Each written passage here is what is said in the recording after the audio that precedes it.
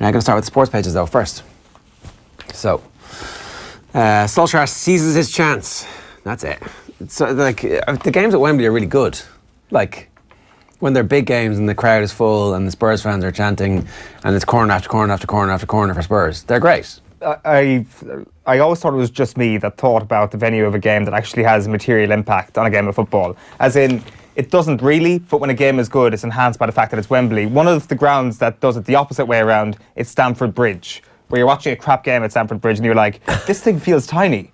It's just like a matchbox, whereas at Wembley, when a game is good, it's like, this looks like the Sahara Desert here. It's just gigantic out there. And it definitely felt like that yesterday. Like, it was, when you talk about Solskjaer seizing his chance, and you talk about David De Gea as well in that context, there's a lot of people this morning who could potentially point out the fact that Manchester United were relatively lucky yesterday, and they were at times, but you can similarly admit that they were lucky. You can similarly admit that David De Gea is potentially the world's greatest goalkeeper, while also admitting that Solskjaer got it right in a number of areas and has been getting it right for a number of weeks now. The first real test has been passed. Oh, it's this... With flying colours. Yeah, and I do think the venue matters though. When Winks, when there's like that interchange and Winks doesn't square the ball back to the penalty spot but squares it across goal, like in a normal venue that doesn't feel like it's a big moment in a game. It's like, okay, that's just a missed opportunity. Maybe it does, I don't know. It just felt like, ooh, this is Wembley. That's big. This is like there's a bang of a cup match off this. Yeah. In a way that there hasn't been off the rest of the league games. Times Ireland edition this morning, De Gea helped Solskjaer to make history. So first Manchester United manager to win 6 in a row since, first ever? First ever. First ever. McCarthy and bid to tempt English pair. This is going to be interesting to see what the response is like, right? So, Nathan Redmond, the hunt for Nathan Redmond has been on, and it hasn't really everybody's a bit like just holding their nose until that passes and it disappears. But if you're Mick McCarthy, your job is to like win games and try and get a new job after this. And if Nathan Redmond's going to help you to do that, then you don't really care about the vagaries of international rules or what Irish identity means, do you? It's like, I've got to win. My job is to win. I'm going to do what I can. If that guy comes in and plays well for us, scores 3 goals, he's our best player. Yeah. If that guy comes in, doesn't do anything, what have I lost? 3 caps gone to somebody who doesn't deserve them. Yeah, it's true. It like that does suggest that the short term. But if you're Mick McCarthy, what are you thinking? Yeah, like there's no question about that. Like, are we really going to be that despondent if Nathan Redmond gets an Ireland cap? I'd say some people will be. Yeah, I mean, I would definitely feel that the despondency will be enhanced if Nathan Redmond comes into the Ireland squad and flops. Yeah, I mean, but if he comes in and scores loads of goals, you're going to go, I'm not celebrating that. I'm refusing to celebrate that goal. At the start, potentially. Give it a couple of months. I'm turning my back at you, Nathan Redmond. Wait until he adds a goal against Georgia to his goal against Gibraltar, and then we'll talk. So there's an interesting phone call between Mick McCarthy and Daryl Murphy. McCarthy rings Murphy, and Murphy goes, yeah, how you doing? What's the story? Mick is like, here, listen, come on, you know. Put your retirement on hold, Daryl. It's hard to play 3 games in a week. Shut up and stay by the phone. And that's the end of it. He didn't say no, apparently. So Daryl Murphy is like not officially back in the fold, but officially back in the fold, according to Mick McCarthy. Well, he literally told him to shut up.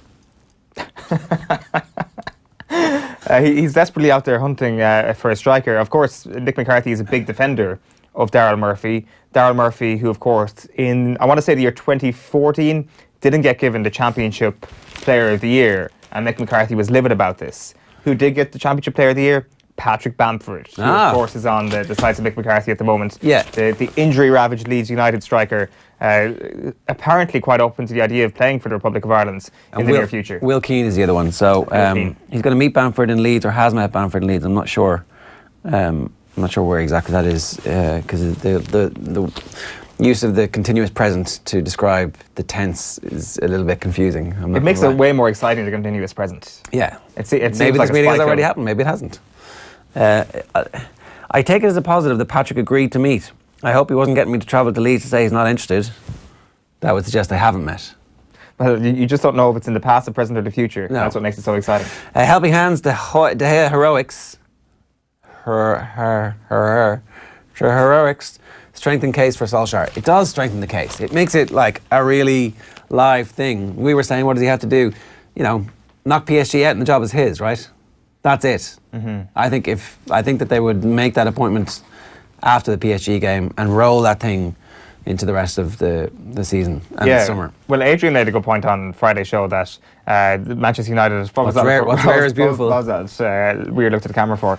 That Manchester United are actually they're not being helped by the idea that Solskjaer has been doing so well as Manchester United manager, that they perhaps didn't expect this at all, that they were 100% expecting to be in a fervent search for his successor right now, whereas that search has just kind of been like, should we return to base? Should we just stop this stop the search right now? Like, the thing is, it's going to be March before that tie ends, which people tend to forget. Is that enough time for you then to, if Solskjaer gets knocked out healthily by PSG, is the end of that second leg enough time for Manchester United to finally decide that they want to replace Ole Gunnar Solskjaer? I'm not so sure. They need to make that call sooner than that.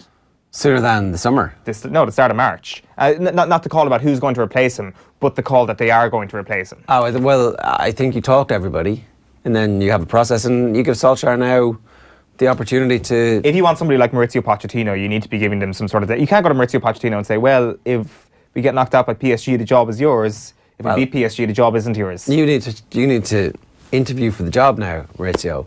It's one of the best jobs in world football, and we're going to double your salary. Do you want this job? Are you interested in this job? What would it look like if you were in charge here, Maurizio? I think it's more of a pursuit of Maurizio Pochettino than... Well, then Maurizio can... a job interview. Maurizio can stay where he is with no money in a new stadium that might take them a year or two to settle into. And we might just be tapping Daniel Levy on the shoulder and going, we like the look of Harry Kane there. We'll give you 200 million for him. Does Daniel Levy say yes to that? Daniel Levy says yes, thank you very much. Pockets 100, gives Maurizio 100. Who knows? I think that's... I can't see that. I mean, the club pockets 100, not Daniel Levy, obviously. Obviously. Yeah, just in case the lawyers are getting in touch. I'm not so sure. I think when it comes to those sort of assets, I think Daniel Levy knows what he's got and is determined to not lose any of that. And this is potentially his last great collection of individuals as kind of like an organic football club. To the point you can call them organic, that is. Yeah, I mean... like more so than the rest of the top six. After that, they've got to change their business model dramatically because you've got to find a Harry Kane replacement first of all. So that means Tottenham have to just nudge their way into the big spending market. But that's their old business model, and they would just buy like the next Christian Eriksen at that level. On a more mega level. You know, maybe they don't want to be mega. Maybe they just want to be top four and keep it at that. Okay, so the Irish Times, their lead this morning is, "This is the real United De Gea." I mean, it was a pretty sensational performance. And then McGrath injury, a blight on an otherwise perfect weekend. So Luke McGrath went down injured, and it looked not great. They treated him on the pitch immediately for a knee injury, and he was replaced. It turns out we don't have any other scrum halves at the moment who are fully fit. John Cooney was named to start for Ulster, but didn't make the game, pulled up before the game. Obviously Marmion is out injured as well, so McGrath's gone. So suddenly there isn't a whole heap of strength and depth. Yeah, we're going to do our halfbacks depth chart on Friday's OTB AM to see where they are in terms of what the order is. It seems that when it comes to fit scrum halves, that order is fairly thin. Like, which would you rather have? A fully fit Conor Murray and nobody fit behind him, or the situation we were in for the All Blacks where you had do you guarantee me he's going to survive for the duration of the tournament? Not at all. Yeah, well. So that is the thing. Like, it was such an opportunity for any of these three. Now, the thing is, do we know the extent of John Cooney's injury? No. I don't think we do, considering it was a pull-up before the match. That'll become clear over the next 24 or 48 hours.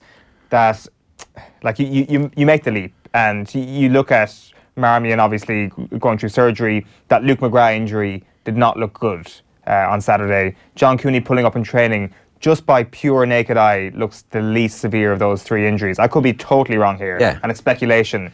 But there could be a situation where John Cooney is the backup scrum half going into the Six Nations, and how that completely changes everything in the sphere of where that depth chart may be going into the World Cup. That John Cooney suddenly is in the spotlight and will get minutes, will play against Italy, more than likely. That really, because you would have definitely said he was firmly Ireland's fourth choice scrum half 2 months ago. Do you rush Sexton back for that first game against England, or do you put Joey Carberry in now?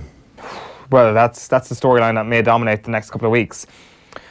I think it depends. What are we talking here? 60% fit Johnny Sexton or 80% fit Johnny Sexton? If it's 80% fit Johnny Sexton, you start him against England. If it's 60% fit, you start Joey Carberry.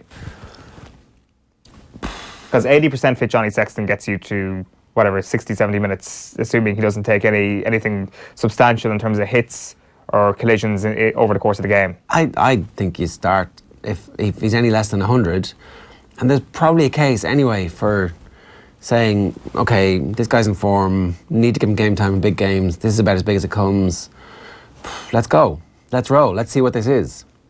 Because it's the last opportunity before the World Cup? Well, so there's 3 other opportunities after that game. But if Sexton's unfit, then the start of the Six Nations is going to be the best opportunity, because his fitness will just come back closer to 100% as the weeks roll on. Yeah. Or they manage it through and they give him like 40 minutes, 50 minutes, 60 minutes. I don't know. We can talk about this with Alan Quinn a little bit later on as well. But the other thing that happened over the weekend, obviously Simon Zebo tweeted about a tough place to play, but great effort from the boys. 2 important points on the road. Also, I hope my ears deceive me with some comments directed my way from the crowd. # not on, Django wins in the end.